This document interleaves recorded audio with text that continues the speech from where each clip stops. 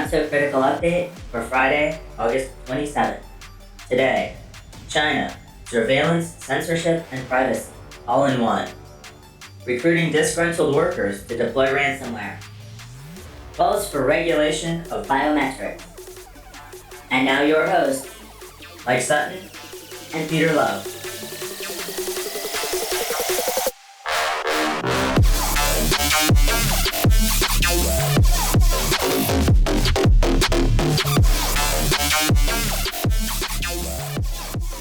Next time I'm going to leave in the part about you singing. You say that every time. You always promise to record me doing the little intro when you want me to do a sound check. Leave in the outtakes. And I do something silly. I really hope you never do.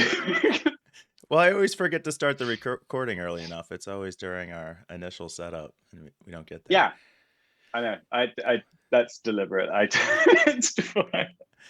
mean, if you shoot live end to end, there's really not a lot of outtakes. I think that's a benefit. Less editing too. Yeah, but less editing. That's the good bit, right? That's what we're really after. So it's Thursday morning here, bright and early for me. We're very look early. At the headlines for the past week. Get the show out tomorrow at 10 a.m. Yeah. You want to jump in? Just hit the afternoon here in Malta, so happy lunchtime for me. Ready to go. Ready to go. Let's go then. All right. What do we got? This first story is yours. Take it away. Oh, that's the wrong shot. Let's do that one. Yeah. So this is the story about China, of all places, implementing their own privacy laws, and it's super interesting. I think they even reference GDPR in their rules.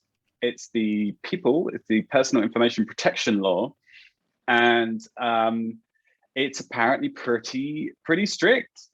I heard about this before, and I heard that it was being considered. And then I brought it up with some friends, and they said, "Oh no, this is already happening, and there's already been some apps that have been taken down because of the laws." So it's a little bit confusing. But then there was an article published that said, "Right, it's coming November 1st. Going to be enacted or implemented or whatever. It's going to, hit companies there." So, yeah, this is really interesting. It's China. So kind of surprising, really, on the, initially.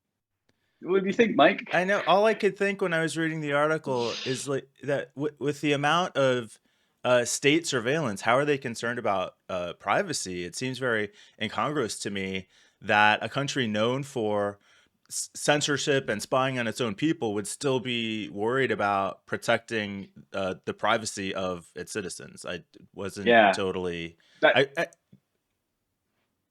is definitely how I think most people outside of China will their first impression of this will be that, basically. It definitely was mine. But I think the thing is that if the impression or the image that they have inside of China is very different, and because they control social media so carefully that if you search for Tiananmen Square on Weibo, then you're not going to find much, and that stuff is scrubbed very carefully, and I think any kind of dissenting opinion is going to be removed, essentially. And so I think is that to say that within China, the citizens don't know how much they're being surveilled and censored? Partly, but I think also it's all about the image that they present of being a kind of like perfect ruling body. So it's fine for them to know everything, and these laws are just to take care of those rascal companies that are just got to trust in us, not those companies. Look, see, we're making it better by protecting your privacy. Right. So I think that's the angle. I mean, hopefully it's actually going to have some real world impact. Obviously, the government stuff is going to stay in place, but it's definitely kind of ironic. Yeah, I guess internally that PR element makes sense, especially among their own citizens. Looking in from the outside, it seems a little weird. The other thing that's helped make sense of it for me was in one of the other articles I read that they Omertine had said that this is part of a sweeping move by PRC to regulate the digital economy. And when I read that, it kind of clicked that, oh, it's another way to exert control over these giant tech companies like Facebook and Google, who they're fighting with all the time on issues of censorship and what services are going to be available within China. So I guess an added benefit for the Chinese government, right? They look good to their citizens and they get to deepen Yeah. their claws and control over some of these tech companies that they're fighting with on an ongoing basis already anyway. Yeah, I think it's definitely that's. I mean, there's an argument that's maybe the primary reason, but I don't know. I think it just benefits them all around. They look good. They've got more control. They have more control about from external companies, and they still keep everything that they have right now. You know, the government are not going to lose anything out on this. They're just going to, yeah, have a So more data at the just for same them. time, sorry, I know. we're stepping on each other today. We'll just blame it on Zoom lag. It is Zoom like. Yeah, obviously. So this is modeled after GDPR to some extent. It's still kind Yeah, of more just a framework. There's not a lot of detail. My understanding is in China that this will often be the pattern. And as they move towards implementation and as it gets rolled out to the multiple national agencies, departments, whatever, those details start to get filled in. So yeah. you could look at this and say, great, privacy laws are a good thing. It's modeled after GDPR. You I like GDPR. yeah. Is there a good element to this? Yeah, I think there's going to be some good side effects. Yeah. So the thing that I'm really, really hoping for is that China, being China, are going to go nuts and start fining everybody and put. Well, actually, hang on. It might start putting people in jail. I don't really want that to happen. But like, so there's a lot of complaints about, in particular, the UK, but actually across the whole of Europe, that the data protection agencies don't have very big teeth. So they kind of they get a lot of reports about incidents and people not handling data correctly, but they don't do anything about it. Especially in the UK, like some of the you hear about these massive fines, but they're tiny, really, in comparison to the company that's being fined. And it's not really it's a it's just a cost that they work into their budget every year. And like, okay, we're going to get charged a couple hundred million for privacy fines. Okay, great, that's acceptable. So I kind of hope that people might be able to say, hey, look, even China is fining people really badly for this kind of thing. I can't. So it might be like, as far as like an image thing goes, it might help regulation. Like, you know, that the GDPR was enacted in 2018, I think it was. Like came into full force, and the first fine took like 6 months to be issued, which is crazy. You know, there were all these situations lining up to be dealt with, and it took that long for them to investigate an actual. I mean, it's frustrating, but hey, it's moving in the right direction, so that's good. Yeah, when GDPR passed, I'm in marketing, so there was a lot of concern over what's this going to mean. Made your life difficult, didn't it? Well, so to some extent, as you just said, there wasn't really any enforcement. So a lot of times we would just decide, is explicit double opt-in really that important if there's really no consequences? Okay. Yeah, it's good to hear that said out loud. Why? Is anybody surprised by that? It's all over this is the state of business. Yeah, no, that's We're just it absolutely is. Don't acknowledge it, don't say it out loud, and it's not a thing. Yeah. That's just, yes, 100%. That is exactly how it works. Oh, well, sorry. I didn't mean to let the cat out of the bag. Guess what? You're being tracked on the internet. Excellent.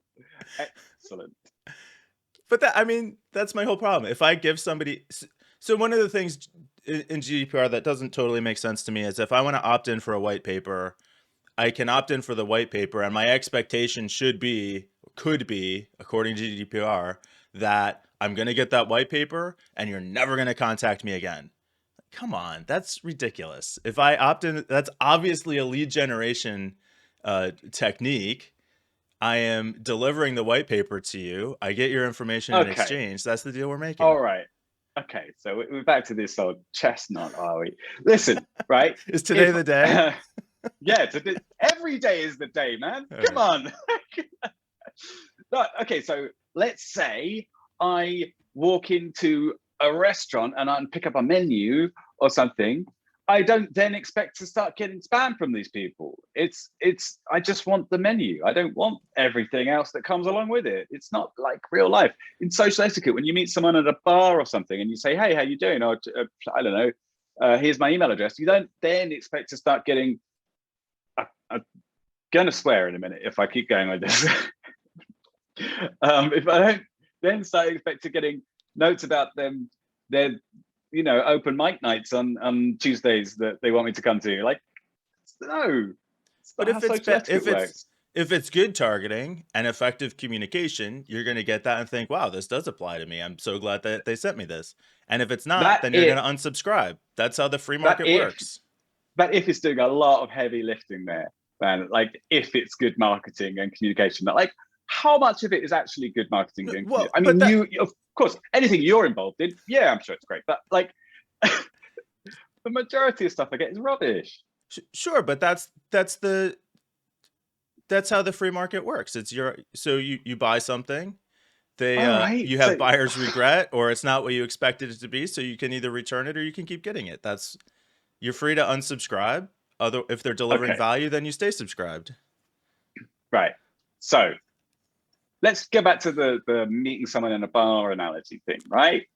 So most people, if you met them in a bar and you gave them your email address, you would expect not to start getting, you know, emails about their cooking course that they're doing or whatever. Like As I it's would not. say, and I would say that's true for a lot of these content opt-ins. If you opt in for something because you see value in it, you could have a reasonable expectation that other communications from the same source would be equally as valuable. I don't. I don't quite agree. I think most of the stuff I get is horrible, and I You- can absolutely. It's not just that though. It's the fact that your email address is like stored, and that privacy preference is kept forever. There's no kind of like common sense applied to it, which I think is just a, you know. And I if think that happened, if I met a lot of people in bars which kept on sending me rubbish, then I would just stop giving my email address out, right? I would stop giving people a way to contact me, and I would probably stop going to bars eventually. But I don't know, man. It's like, uh, I think I I heard Joe Polish once describe marketing like a gun, right? It's just a tool. You could use it for good or you could use it for evil. And I think yeah, I assume that yes, people are out there using it for evil, but that's not always the case, and there's a lot of value there. It sounds like you assume no evil. They're all evil. Don't harass me. Stay away. It's all dangerous. okay, Where I'm that's more, fair. and I can't believe I'm going to say this, the Second Amendment guy with respect to marketing guns. I don't love that analogy. Okay, I'm just going I'm to glad you retract pointed out that. what the Second Amendment was there, because I don't actually know what that is. It's only the I keep most hearing. important thing in American government, I see the right to according bear to arms, right? some. Right to Okay, but bear, yeah, listen, right? obviously.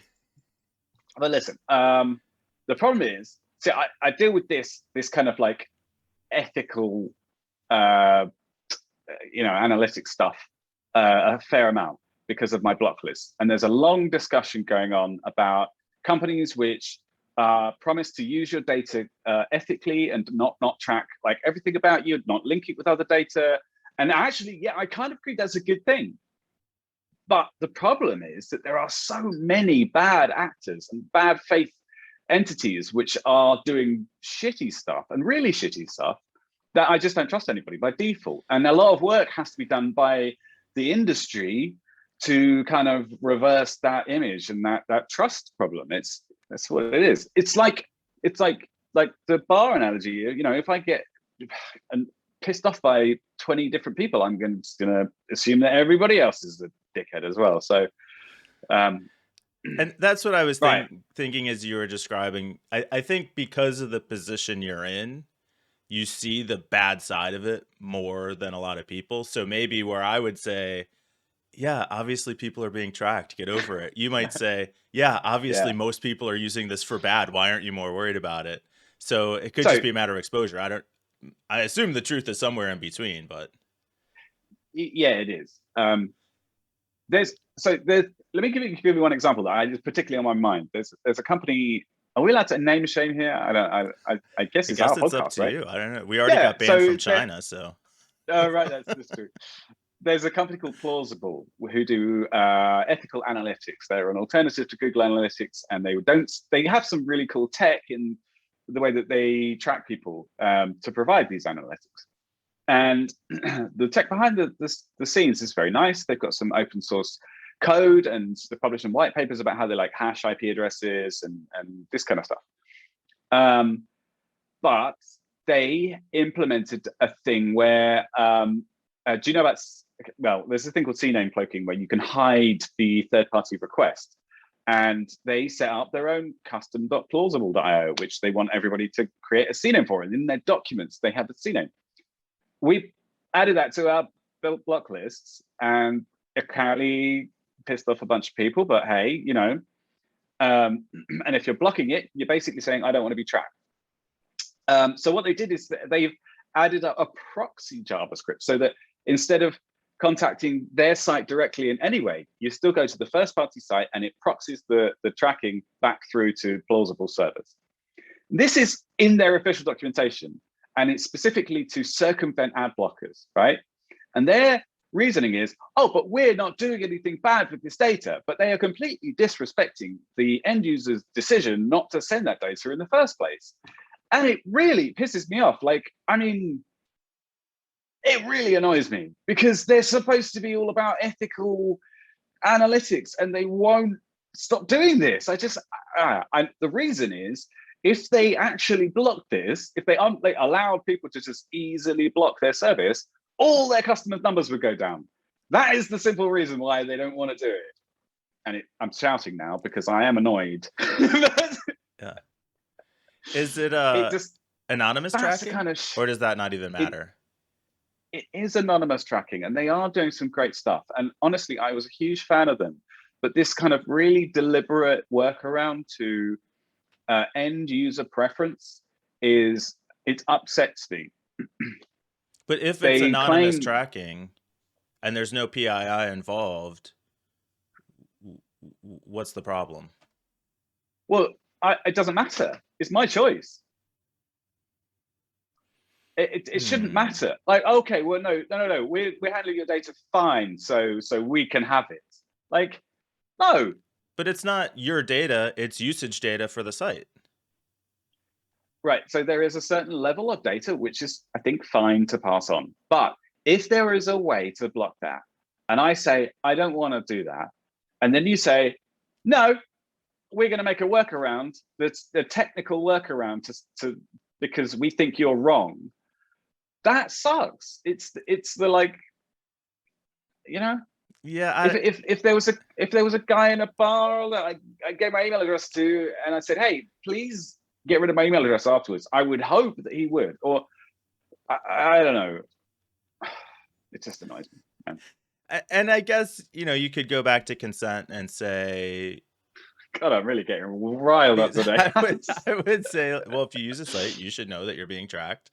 You might say people don't know that, and if you inform them of that as their choice. It reminds me of the story we did last week about using the facial recognition technology in retail, and so if I go into the store, I am subject to their policies. Do they have to disclose to me that they're using facial recognition so I can make the choice to go in or not? I don't think so. But they don't have to, but why not? I feel like the biggest issue in this whole thing, and actually this comes back to the China story. Oh, that's good. We actually loop back. So the biggest issue is a question of informing people that this is happening and what's going on, and then they can make an informed decision. So the thing with the China thing, another side effect that I'm hoping is that because it's going to be in the news and people are going to be going, oh my God, China's doing this, there's going to be a increased public awareness that this kind of regulation is in place, and then people will start thinking about the GDPR more, and then they'll start going, "Hey, are we supposed to have something like that in Europe?" And that kind of thing. It's overall a net benefit to the rest of the world. And there are lots of laws getting passed here in the U.S. at the state level. Yeah. Haven't seen, I don't think, anything at the federal level yet, although cybersecurity is getting a lot more focused these days. So I imagine it'll come. Obviously, the European Union, now China. One comment I did want to make about the federal level stuff, but yeah, go on. Sorry. We'll see. One comment I did want to make about the enforcement, because you kind of referenced that it was a little bit toothless, is when this was all coming out, I was still in IT. I was working in marketing at an IT company, and this company specialized in HIPAA compliance for their IT clients. And the thing that the owner of the company and some of our consultants would reiterate is that these kinds of laws and regulations can take a decade to spin up and get implemented, where there are actual consequences. And I think with GDPR, you said it was 2018. I thought it was actually a little bit earlier than that, but maybe it was 2018. Still relatively young for as sweeping a legislation as it is. And likely the enforcement will pick up, people will start to understand it, and we'll see more of that over the next 5 years or maybe even a little bit longer. So possibly it's just the slow moving nature of government. And hopefully in the meantime, they're spending their focus on the bigger companies, the larger violators, because theoretically that's where the real money is. Although if I use a real life example of the tax code in the US, we defund all the investigations into the wealthy and just focus on the smaller taxpayers for all of our enforcement efforts. So hopefully that's not what's going to happen with GDPR. Now you said it, it's absolutely going to happen, like 100%. Okay, so I just quickly checked. GDPR was created in 2016, became enforceable in 2018. Okay. So I was told it right. By the way, can I plug something here? I can plug things, right? I wrote an article. It's your show. Do whatever you want. Thanks, Dan. Yeah, I think I will. I know. Play some copyright music. Like, I don't know, whatever. Yeah, that's right. I mean, I'm a lawyer. I'm definitely not a lawyer, but I'm sure it's fine. You have to say that, right? Because people might take you seriously, and then you'll actually get sued. God help them if they do. I don't know what to say. Yeah. So I just want to plug this. Yeah, well, I do. I take all my legal advice from you. Behind the scenes, Mike is actually advising me on all sorts of things, tax law, lots of Anyway, so what I was going to say was that I read this article, and it's some predictions on the future of privacy with regards to content filtering. And one of my predictions is what's going to happen because of all this regulation that's coming in all over the world and to different extents. Is that it's not tax havens, but like privacy havens are going to be created, and they'll become a thing, which is like, people open shell companies in the Cayman Islands so that they can hide money there. The same thing will happen with privacy. And people will have companies operating out of places in the world where the privacy laws don't apply, or they're more lax, or they're easier to get around, or the bribes are easier, or whatever. And all our data is going to be stored in these places, and they'll make a lot of money because companies will go and set up data centers over there and start employing locals to do tech work. So that's my predictions, one of them anyway. And I gave you the one shot so that you could clip that and play your prediction with no distraction. Oh yes, give it 5 years and we'll come back to this. Set a reminder. Start sending it to all your Twitter followers and. I said it was coming. Yeah. I told you so. Classic Peter. Listened. I know. I've been on the other end of it for a year now. Hey, man, come on. You love it. So we've now spent fully half of our time on this one story. Do you want to try and talk about something else? We're gonna should have we to get cut zip through something. I don't know. What do you want to do? Do you want to do malware or biometrics or? the biometrics is more fun, but the malware is like we can do the malware quickly. It's like, yep. Yeah, I think so. So the is there a surge in ransomware attacks? And as you said, as we were getting started, the article just be one word. Yes. The argument that they make is that the U.S. is and the world is presently combating two pandemics, coronavirus and ransomware attacks is the way they set this up. And they cite the increase on it. They cite a couple of reasons for the increase. One is the accessibility to the cryptocurrency because they can charge larger ransom amounts and it's easier to launder. Another is the growing number of online users. And you might think, well, most people are already on the internet, but because of coronavirus and the lockdowns, worldwide internet usage spiked, and this is creating more opportunities for these hackers to infiltrate networks. And well, I'll let you comment from there, Peter, and then we'll. I had a couple other articles that are related to this, but we'll start with that. What do you think? I mean, Shocking yeah, news, right? Breaking. shocking news. Massive increase and never-ending increase in ransomware. I don't know what to say really. I mean, it's so Yeah. predictable and so kind of like, Sure. you know, the world's getting hotter and there's a pandemic. There's the other two big stories for the week. I know, right? Well, what interested me, and the only reason I put this on is because of the supporting articles. And one of the reasons they cite is the increased availability or adoption of cryptocurrency. And I had come across this kind of separately. I thought this was pretty interesting. Am I still? Yeah, I saw the article. This is funny actually. You kind of, this is one of the weird disconnects between America and Europe because they're called challenger banks. There's actually a term for these kind of new services, which are basically new types of banks and financial services which you can use to pay for stuff and manage your money. And they're just way better than traditional banks. And the traditional banks are so slow in implementing these fairly basic features like, you know, when you get a bill come in, you can assign it to a different category, or you can assign, you get like reports on how much you spent on rent and groceries and whatever.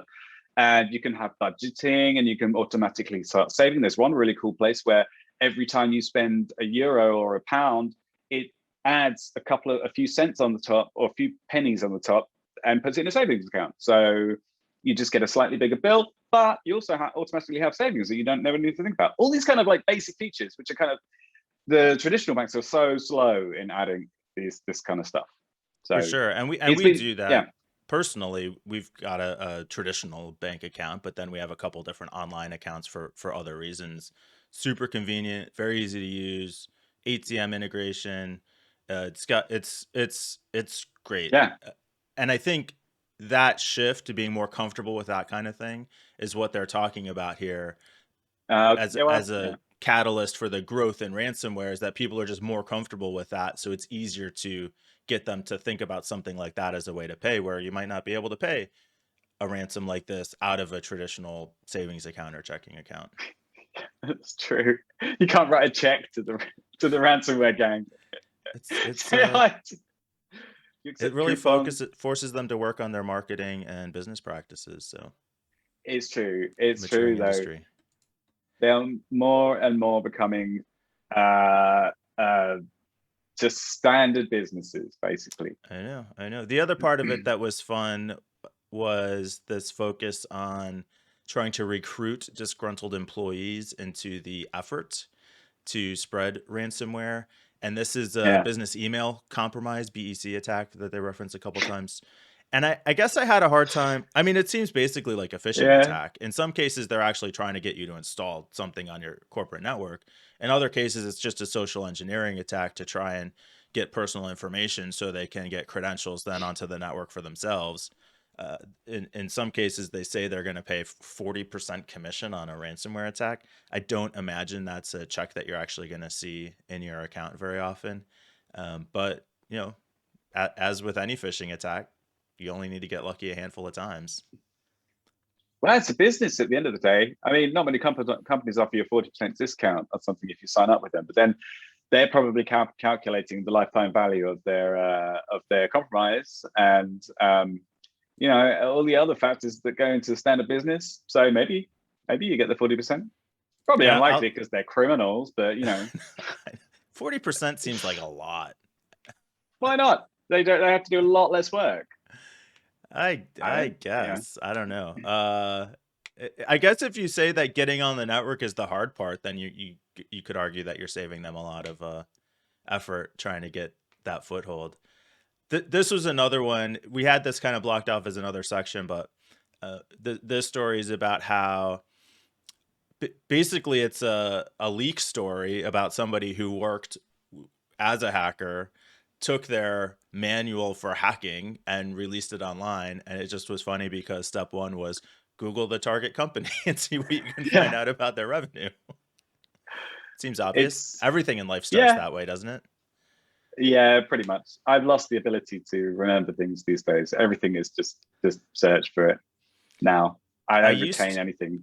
Yeah, I could not pass any exams. I know.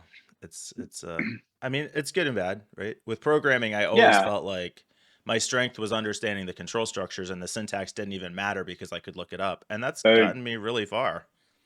Yeah, and the thing is, it's evolution, isn't it? It's the skills that are necessary to survive in the modern world. I think it's an okay thing. People lament the loss of these traditional skills and being able to remember things. Being able to remember things is kind of handy, but you learn new skills to replace them, so that's okay. I've always thought that anyway. Maybe it's just denial. Where it has hurt me is I used to be really good at navigation.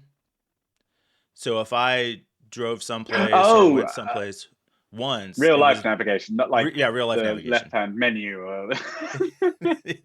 I forgot how to use menus in the website. Yeah. Oh, they did used to do the left-hand navigation, and then they started putting it across the top. Yeah, I forgot about that. That's pretty old school. Yeah. Okay. No. Okay. No, but navigation in the real world, it used to be that if I drove someplace one time, I could find it for the rest of my life. And now I go every place on my GPS. And what I've found is I think it's because I'm paying less attention to the landmarks that are leading up to the next thing I need to do. I just drive until GPS tells me to turn, and then I turn. And I now find it very difficult to get places without GPS. And now I'm to the point where I could have gone to some place 3, 4, 5 times, and if I don't have the GPS, I'm still like, is this the turn? Like, help me out. But you could argue that that's a useless skill now, remembering the way to get somewhere. Like, how often do you these days remember someone's phone number? I used to remember people's phone number all the time. I had a really good head for it. Good call. And now I don't. I just put it once in my phone or a contacts list, and that's it. Forget. I mean, it comes up every once in a while, though. You need some. Yeah, but trying to give somebody your own phone number. Good luck with that. I mean, you're not in your own address book. Right. That's true. Oh, hang on. Let me call you to find out my number. Yeah. It's the same with calculators, though, right? When I was a kid, they weren't allowed in exams, but now they're just a standard thing. So being able to do manual arithmetic is a skill that is almost completely lost. Yeah. I don't know how schools are these days. I don't have kids, but do they still teach how to add, subtract? New math. We need all our outrage to be rekindled. Yes, absolutely. You know what? The real loss here is that we've lost our outrage about the old things. We've moved on to being outraged about. That is the problem. That is the problem, indeed. That is the problem. The one place where the navigation thing really has affected me the most is I ride my bike around, and we live in a very rural area, and occasionally I'll find myself someplace without internet access on my phone, and then I'm kind of stuck. I guess I'll just keep riding straight until I get a signal again. That's hilarious. Yeah. Do you keep like a backup paper and pen, a printed map with you at all, ever? Organized rides will provide what's called a cue sheet that gives you all the turns. I will rarely, but sometimes take either a paper cue sheet or even download it onto my phone, so at least I have that if I lose internet access. lately I've tried to just make sure that I download all the maps in advance, but one time I was on a ride, lost internet access, my phone battery was dying, and I was in the middle of who even knows where, and I was a little playing the game of like turning the phone off, riding for a while, turning it on again to check for the next turn. It was not great. My dependence on I, technology almost stranded me in the middle of Amish country. Excellent. I kind Yeah, we why are should you late for work, Mike? I, I got got lost. distracted. Got lost. We Ah, are we excellent. wow, we're on a roll today. We're feeling chatty this morning. You want to talk about biometrics? Yeah, All right, I love this. biometrics. Let's see if we can get this It's up. good. So, we are starting to see some it's not even biometric regulations, but at least the starting conversations about frameworks that could possibly be applied and may or may not ever eventually become binding. So in this case, the United Nations Educational, Scientific, and Cultural Organization, UNESCO, the member countries kind of reached consensus on what's going to become the first guidelines on AI ethics. And according to the article, it's going to be adopted at the General Conference in November. And part of what they're looking at is calling for bans, oversight, and the flexibility to allow governments at all levels to participate in this process. Again, it's kind of just a framework to get out there to start having the conversation, but they're looking at the ethics of it, the implementation, how to have some rules around this. It's kind of, I guess, what Ray Bradbury's rules of robotics. Maybe that's what we're getting towards. I think they want to head it off before that, just to think about how we're using AI. And then related to this, we've talked about facial recognition several times. Uh, Another story about the Ada Lovelace Foundation, and they called for an outright ban on facial or moratorium on facial recognition back in 2019, and then throughout 2020 they established a citizens biometric council to deliberate on the use of biometric technologies, and came up with a couple recommendations there too. So and this has been going on for a couple of years, but good to see, I guess, that there's some focus on Yeah, having the conversation around how are we going to deal with this as a race, yeah, essentially. yeah. It is interesting, and I don't know which of these things or initiatives or frameworks are going to be the beginning, but one of them in 20, 50 years from now is going to be the seed for how we deal with this kind of stuff, because it's not going away. It's just going to get more complicated. At some point, AI is going to be very difficult to tell from humans.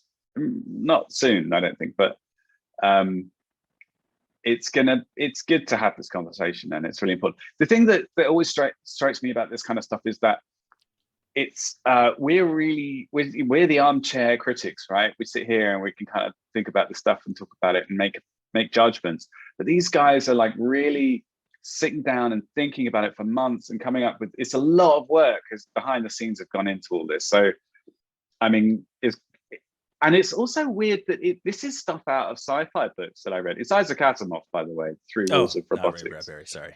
Yeah. Come on, mate. I know. But yeah, it represents a lot of work, and it's really interesting to see it happen. So yeah, I mean, I don't really have a huge amount to say about this because I don't know. Well, I can sit back and make judgments, as I say, but We can the say important thing whatever is we that want. yeah, okay.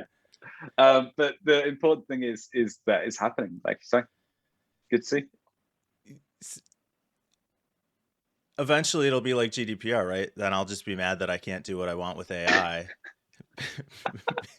because I think it'll benefit me. The There's regulation I always struggle with, though, because if something can be done, somebody's going to do it. And I think of like human cloning, right? right. For sure there's a cloned human out there someplace, even though it's unethical and against the rules pretty much everywhere. It can be done. I guarantee somebody's done it. And same thing with You're probably this. right. It's going to be that one guy who's like, I don't care about this regulation, that creates the AI botnet that brings us all down. But that's not a great argument for not having regulation at Just all. So don't do it it. kind of has to exist, No, right? no, Yeah, no. just don't be a Free dick. for Like, all. come on, guys. No human cloning, really? You need to? Come on. Yeah, I think also that a lot of this stuff is just putting on paper what should be obvious. Sometimes these things are in practice, and it's how people deal with it. But if you don't have it down on paper, then there's always someone that will willfully misinterpret the kind of the current best practices type thing. Yeah, it's kind of like, sorry, go on. To getting it on paper, they came out with 3 formal recommendations that were centered around legislation and regulation, having an independent authoritative body, and then establishing minimum standards for the design and development of biometric technologies. Yeah, nothing really revolutionary, is it? But it's good to have it there. Starting the framework, hopefully. And related, I thought this was fun too. Article about how deleting the unethical data isn't good enough. We like this keeps coming up. We had that story about, what was it called, Shot Caller, several times, where this it's never going to go away. AI system is falsely, being manipulated to falsely identify people. So maybe that's even a little bit more sinister than the technology itself. But in this case, they were talking about how Microsoft released a database called MS-Celeb1M that contained 10 million images of 100,000 celebrity faces. One problem. Celebrities. What? Celebrities. Yeah, right. And that was one problem, is that celebrity was very loosely defined. The other problem was, once they realized... Sorry? Do you think we're in the database? I mean, it's not even a question, really. Of course we're in it, but like... Oh, yeah. Well, we would have been... Yeah. In 2016, for sure. Oh, yeah. I missed the date. God. Okay, sorry. Carry on. Pardon me. Yeah, these old articles are... Well, it's not. It's from August of this year, the article itself. The database was older, though. And what they found was that the database was being misused and was biased and included people that it shouldn't probably have included. So they tried to pull it back and delete the database. And you know how easy it is to delete things from the internet. So all copies were destroyed and everything was fine from there on out. Problem solved. Problem solved. Yeah, that's it. Not the case. Plenty of copies out there. The data's still out, still being used, abused, misused, whatever. So nice try. I don't know. Yeah, what can you say? Yeah, deleting data is not enough. Well, no shit. And it's not really deleted, is it? But then again, they have to try, and have to make it as difficult as possible. It's all about raising the barrier to entry, right? If someone's determined enough, they could make their own database of celebrities just by Google search or Google Images. Just like the Daily Mail. But whatever. Yeah. I don't know what to say. Yeah, I mean, it's almost amusing at this point. I mean, not amusing. It's like laugh to keep from crying kind of amusing, I guess. Yeah. Okay, I'll go with that. But again, our pictures are all out there. There's no secret. No way One of these days, something terrible is going to happen to you, and I will say, I told you so. If only you'd listen to me. Fingers crossed. I hope it goes your way, Peter. Oh dear. Froze up for a second there. No, I'm not sorry. I hope it doesn't. I just no, I heard you the first time, Peter. All right. We're gonna keep moving forward here. Google says geofence warrants make up 1/4 of all U.S. demand. So a geofence warrant means that a judge has authorized what they call a reverse location warrant. And that means law enforcement can request to obtain anonymized data from Google from any device that was in a certain geographic area at a certain time. So if they said a crime was committed here and this is our perimeter, Google, give us everything you know about any device within this geographic area. And then on top of that, they could go back to Google for more specific information on anyone who they deem to be a suspect on top. And Google is saying this makes up a quarter, 25% of all of the requests coming from law enforcement in the US. Awesome, right? Okay. I mean, honestly, I'm surprised it's not more. I think probably the articles like this are going to raise that because police are going to go, "Hey, we can get geofence warrants. Awesome! I really don't want to get that. I'm surprised it's not more. It's such a basic kind of piece of information. I also want to know what the other 75% of the warrants are and what they're for. I know. Whenever someone quotes a stat like that kind of highlights a particular aspect, it always makes me wonder what the rest of it is. But okay, Google has data and the law enforcement want it, right? That's where they're going to go. How else is it going to work? The one, sorry, go on. Just again, in the context of all the stories we talk about, it's completely unsurprising. So I can't even say that it is depressing anymore. Just, yeah, that's how the world works. What's the problem? So I think I've mentioned feudalism. this before. Nihilism. I think I've brought this up before. Yeah, you are pretty dystopian. You're going to be like, when the apocalypse actually does happen, you're going to be like, well, see guys, knew it was going to happen. I just hope it's zombies. I feel like I could do really well in an environment like that. If only you'd watch the podcast, guys. That's what I know. The one thing I think that Riz reminded me of, there was the article ended with the line, "Let's be clear, the number of geofence warrants should be 0," which I mean is clearly like, yeah, right. Good luck with that. But the Brave have this great approach, which I think I've mentioned before, which is Google's old slogan was "Do no evil," and Brave, I don't think it's their slogan, but they want it to be something along the lines of "Can't do evil." So they don't track that. They don't have the data to give to people in the first place. They don't, buy data from other places. It's all just about putting themselves in a position where they literally can't do anything. They have messed up a few times, but that's not how they want to do it, which is, I think, the way it should be. But it's not, and it never will be, and let's move on. Well, it all goes to the business incentive. It's driven by the money. Google makes their money by selling ads, and they can sell more ads if they can do that kind of targeting. Apple makes their money by selling hardware, so they don't have to do that kind of targeting. Brave makes their money, I think, through subscriptions, so they can afford not to do that tracking. No? Actually, they're trying to disprove the whole "we need this data to make money."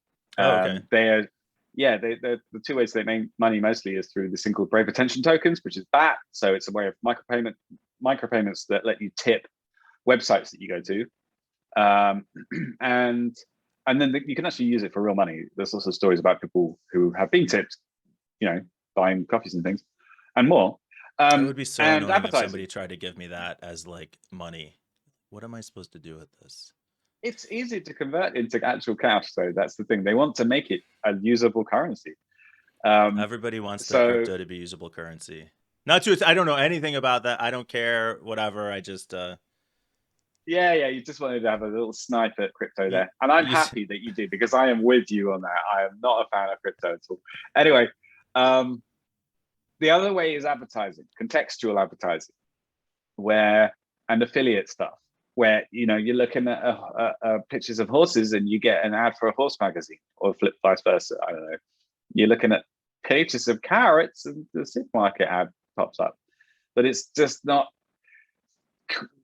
targeting and retargeting you based on, your entire internet history and sites that you visited 2 years ago, and behavioral analysis and all this creepy shit that's going on in the back end.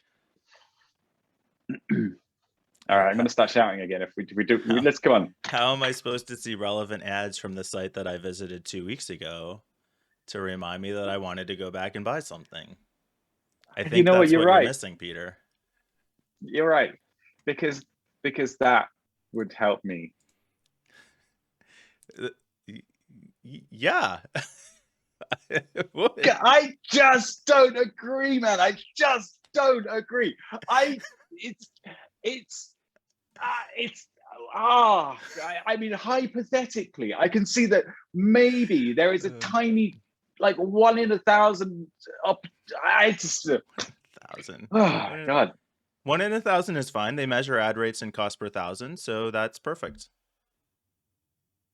By your own argument, the math tracks. We should. I accept your apology. Sorry, mate, I'm gonna open my door a little bit. Right. All right. I know I'm messing up your alignment here by shifting around too much. Okay, let's talk about this quickly. All right, we're gonna wrap this up. This is an awesome, fun story about how. Before we start, sorry, I want to point something out. So we have kind of, I mean, we're professional geeks, so don't be surprised by this. We have a spreadsheet that we use to kind of put the links in that we're going to talk about, right? And then we have a little chat about them and stuff. And there's a couple of columns in this spreadsheet. There's like who put it in there. There's the URL, there's a title and a little comment field. And there's also a category, because we kind of want to group them together. So we have categories like privacy and infosec and fun. You know, we want to be a little lighthearted. Now, Mike added this link to the spreadsheet under the category fun. So let's just, with that in mind, have a little chat about what's happening here. I'm just here to share the news. You decide. Yeah, but you decided this is fun, right? Well, this is a fun thing. I mean, as I said, maybe more of a laugh to keep from crying kind of story. I mean, the working conditions are terrible, as I understand it, at Amazon. So, you know, okay, fine, maybe not fun in the traditional sense, but no, it's. I mean, it's not great, right? Is it an understatement? Yeah. Well, so what I thought was interesting is that, oh my goodness, we had a ad on there that we probably don't want to show. At any rate, this is why I should use an ad blocker for the shows that we had here. At any rate, Amazon has talked about releasing tracking onto their computers to track workers' keyboard and mouse strokes, and your initial gut reaction is that they're trying to track what they're doing to make sure that they're actually doing work. What they say, and I'm certain that's going to happen, but they said the reason for it is to develop behavioral patterns so that they can see if somebody else is using a workstation than the person who's supposed to be using it. And they cited customer service as an example because they've had cases where people got into the network by accessing legitimate computers unauthorized. And this tracking is supposed to be able to see, just based on mouse movement, typing patterns, if someone other than the person who's authorized to use that computer is doing it. So I guess it just struck me that was kind of an interesting twist, and not just, hey, we're spying on you. Yeah, obviously you're spying on us, but then there's this new element to it, and maybe that's what I thought was kind of amusing. Fun. I suppose that is, yeah, it's fun in a way. Yeah, like it's an unexpected twist. It's a little twist at the end. Yeah, I mean, come on, it is. I mean, tracking user behavior, employee behavior is a pretty standard thing, right? So the fact that they are trying to analyze it for, I don't know, other purposes, why bother? Why did they bother trying to come up with an excuse for this? I don't think we're going to spy on you more. Yeah, they should just be upfront about it. Like, yeah, we're going to monitor your keywords, and we're going to see what websites you go to, and yeah, like this company. This is great. This company is straight up. You're fired because we've been looking at how much work you're doing and done some analysis, and it doesn't feel like you're doing much. So yeah, hey, listen, maybe you could get a job at somewhere else where you'll have to do even less work. A quote from the CEO. Yeah, absolutely brilliant. Yeah, 150 employees. They're a gaming company, and they wanted to maintain their velocity and the kind of high level of growth that they're doing. And it's not like these people are not productive members of, they're not getting fired for gross misconduct or negligence or being super rubbish or anything, but they're just not as productive as they should be. And it's stuff like how much, like the Jira tickets and the GitHub commits and stuff like that. And the other thing about this, which I thought was brilliant, was that they hired an external company to do it for them, to do the analysis. So there's a company that does this as a whole business. Like but yeah, it's a fantastic. I have mixed feelings about it. Really? Just well, it's just a bit of fun. Yeah, this is hilarious. It's a great story. I love it. No, I mean, companies already grade employees by metrics. If you're in customer service, then the number of tickets that you close and how quickly you respond are things that you're going to get judged on and could either keep or lose your job over. Here they're automating it, doing it at scale, but it's the same thing. These are probably people who shouldn't have been working there. I don't. That's not the impression I got. I thought it was just more not the top performers. They want to get those kind of like people are willing to sort of put their life on the line to dedicate to the company to further the companies. Yeah, I suppose. Wouldn't you want that if you were an employer? Right? I mean, if I was an employer. No, actually, no, I would not. I don't think it's healthy, and I think it's counterproductive. Short term, maybe they can just take advantage of people if they don't have any kind of. I mean, I suppose it's Russia. So.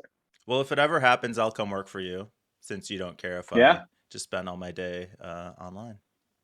But there's a balance, I think, to be made, and long term productivity is not based on short-term like burning out because you've been working. Well, it depends on the role. Some roles require a lot of just like mental work, right? You might not be typing keystrokes into a keyboard the entire time, but that still could be very productive, important work that you're doing. I'm guessing those are not the kind of people that are as subject to something like this. Probably, yeah. I mean, do you know, some of the best work I ever did as a developer was if I had a really tricky problem, I would literally go and read Reddit for a couple of hours and come back to it, because it just seemed to be a way that, you know, it would churn away in the back of my mind and I would do nothing. And if you looked at the amount of work I did, it would be zero. But actually, I felt like it was work. I justified it to myself like that anyway. No, I'm exactly the same way. I'm a pacer. So if I get stuck on a problem, I'll go for a walk. And that is very productive time for me, because that motion a lot of times I come up with great solutions, good ideas while I'm out walking. I resisted that for a long time. For a while, I felt like it was almost procrastination. And I just figured the solution would come to me later. And then I realized, no, the solution actually comes to me on the walk. That's an important part of the process. So everybody's different, but that definitely works for me. There's quite a famous story, actually, because the problem is that with the metrics, what you're actually measuring, and it doesn't always, it's correlation, not causation. And that's the thing. So there's a famous story about a guy who was hired for a company where he was doing like Delphi development. And they decided to measure the number of lines of code that they wrote in the company. And he was I think, authored the project at the beginning or something. And everybody was against it. But anyway, that's what they decided to track. And then his boss made him fill out this form. And he ended up writing minus 2,000 lines as the number of lines that he'd written or contributed, because he'd actually cleaned up the code base and refactored it and made it a lot faster, and actually, you know, did a huge fix a lot of bugs. And so it's the metrics are not, they have to come with common sense or be contextual. So, and I imagine a case like this is going to affect lower wage employees more disproportionately, so there's a downside there probably too. And unfortunately, the net result is probably going to be higher profits, at least in the short term, for Amazon and Solar. It's just the sustainability is, and the just plain old ethics of it, just treating people right doesn't seem, I don't know, UBI, just old fashioned. Yes. What it should be about. Let's get it going. All right, we wow, we got on a tear today with the chit chat on some of these stories. I mean, I don't know about you, Mike, but I had a lot to say today. I hope thank you for sticking with me. Thank you, anybody else who's watching, for sticking with us. I know, I can't believe you got through it. It's been fun though. Yeah, anybody who made it this far is definitely already subscribed and liked the video. So help us. We're getting a little traction here, I think. A little bit every day. Slowly. We'll hit that tipping point. All right. Yeah. We'll be back doing it next week. Bye.